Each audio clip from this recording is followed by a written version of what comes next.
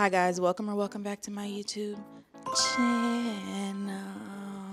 I cannot believe that it is Vlogmas day 16 and we're about to leave double digits. Like, we're almost done. We are almost done. Today we are going in depth about everything that I'm currently reading, and hold on to your hot chocolate because it's 5 books. They're all really different and I have various thoughts about all. So let's start with the shortest book and probably going to be the easiest one to talk about. This is A Night with Mrs. Grinch by Lauren Lacey, and funnily enough, I just saw the subtitle the other day, which is a holiday hunching novella. So you know what's going on in this story. But the female main character in this story, her name is Candy Cane, obviously because it's Christmas, and Cole Winters owns the coffee shop that she loves to come and get work done at, and they get snowed in together, and then the holiday hunching commences. I will say that there was good build up until that, or not even up until, like, the story is still good, but I do think to be a novella that it was pretty developed. They had their cute moments before they got into the HH or the holiday hunching. Something about that being the subtitle is just really funny to me, and that also means that there must be more to come. So whenever they come out, I'll keep updating you guys. I'm 66% into this one, but that's only because I didn't feel like finishing it in one setting. It is really quick and a steamy little novella if you're looking for short things to meet your reading goal. Now this one is a little absurd, literally and figuratively, but I'm reading The Stranger by Albert Camus. I don't know what came over me. The last time that I read this book was in the 10th grade, so 10 years ago. And maybe, just maybe, this is a book that I need to read every decade. But I forgot, or I kind of remembered as the story was going on, but I forgot how, like, crazy this is, and how apparently from what I've read, you know, he said that he wasn't an existentialist, but this book has to be existential. And I haven't finished the last chapter yet. I'm 86% into this one. This is another book that's really short. It's like 123 pages. So if you wanted to pick something up that'll make you question yourself, this would be the read. I've heard that the last chapter puts you in a weird sort of feeling, and I don't want that right now. But I'm gonna finish it within the next couple of days. It's just at this present moment I don't want to. I am also reading The Bluest Eye by Toni Morrison. I'm 46% into this read, and I was just determined to not let the year 2025 end without being familiar with Toni Morrison's game, because I haven't read any books by her, and I think this is her first novel. Now, I have confusing feelings, not that I don't think it's good, but I listened to the new foreword by another author, and she was kind of explaining her experiences connecting with Pecola at a young age and then reconnecting by reading again with Pecola at an older age.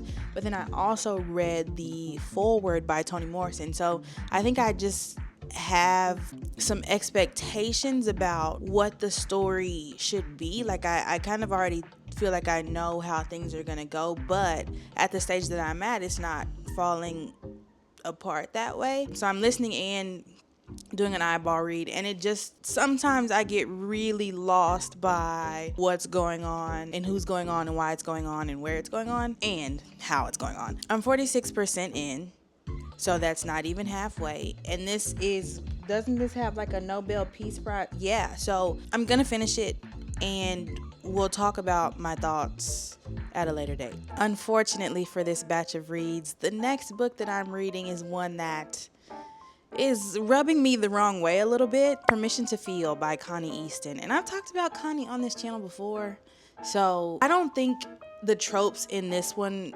were ever gonna succeed with me, but let's get into what the book is about. I'm gonna read you the description and then tell you my thoughts and feelings up to this point. Marion Drake is a man that controls every aspect of his life. The more he receives what he wants, the more he feels like the world is eating out of the palm of his hands. Wealth, stability, and freedom are things that he has that are things he has that attract women on a daily. However, his lack of interest in their curiosity for him didn't stop them from trying to bed him. Oriana Dunn is a woman all about her business. Being a realtor, she crossed paths with all sorts of people, so their status never fazed her. She also had her fair share of hurt in relationships, so they were no longer any value to her.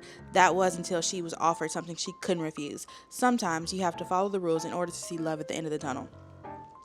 Okay, so Oriana is 30. Mr. Drake is 58. And for that reason alone, I don't think this book was ever going to work for me. But Oriana is showing Mr. Drake a house. He sees her. They're both immediately infatuated with each other.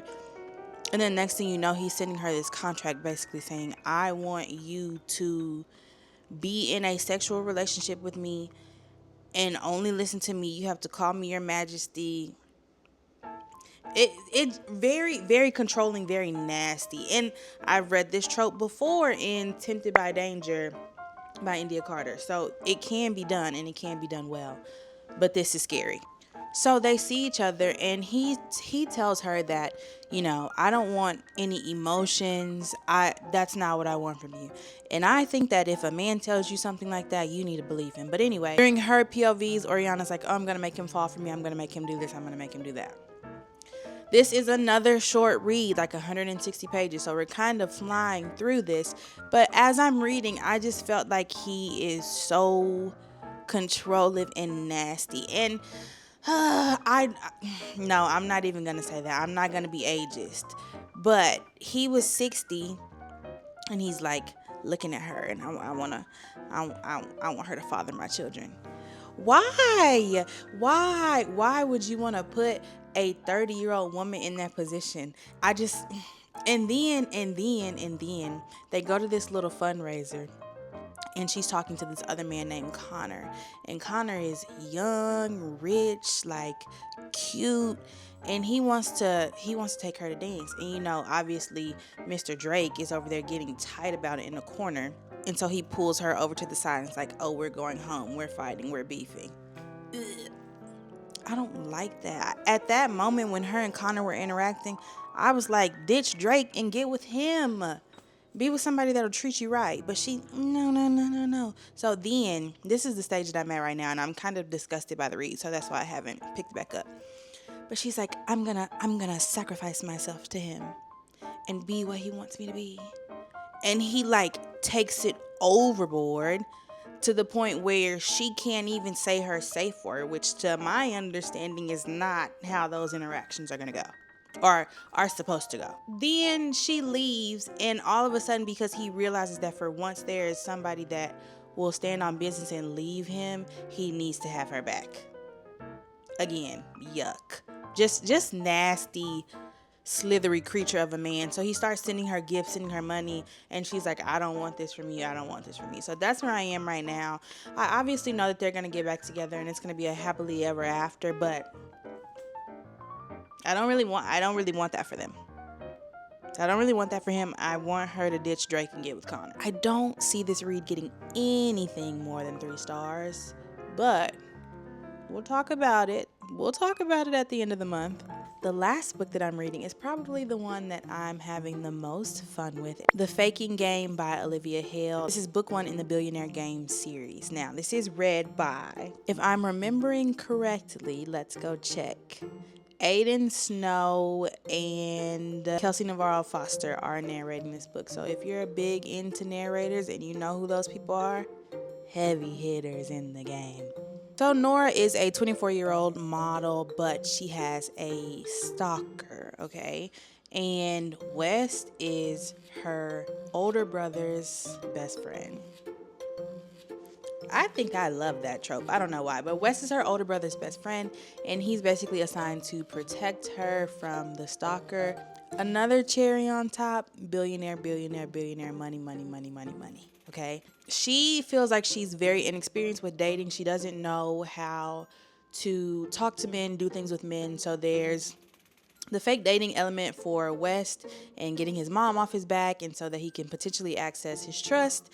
And then for Nora, she's getting to be safe, and then learn different things for relationships with West. But she's had a crush on West, and West has had a crush on her. They've never acted on anything until this point. This is the longest of all the books at 14 hours, basically 15 runtime. I don't know how many pages, but I'm still having a really good time. I'm 53% in. It's very reminiscent of early Anna Huang days, Twisted Lies, Twisted Love, and I feel really good about that. With that being said, though, I'm wondering if West is going to have some morally gray, again, Alex and Christian, in him that we see come out. I think this is going to be a 5-star read anyway, just because I really am enjoying it.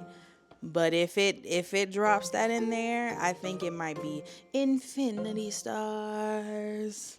That's everything that I'm currently reading. I'm going to wrap some of these up today and start some new things because we are really at the crunch time for the end of the year. I want to get more holiday reads in, and I want to actually reread a trilogy, which might be a little ambitious, but I think I can make it happen. Make sure that you like the video, that you're subscribed to the channel, that you're excited for the next 9 days of Vlogmas and the last 15 days. Be equally excited for all of them. I will see you guys in the next video, which for the next 9 days happens to be tomorrow. Bye.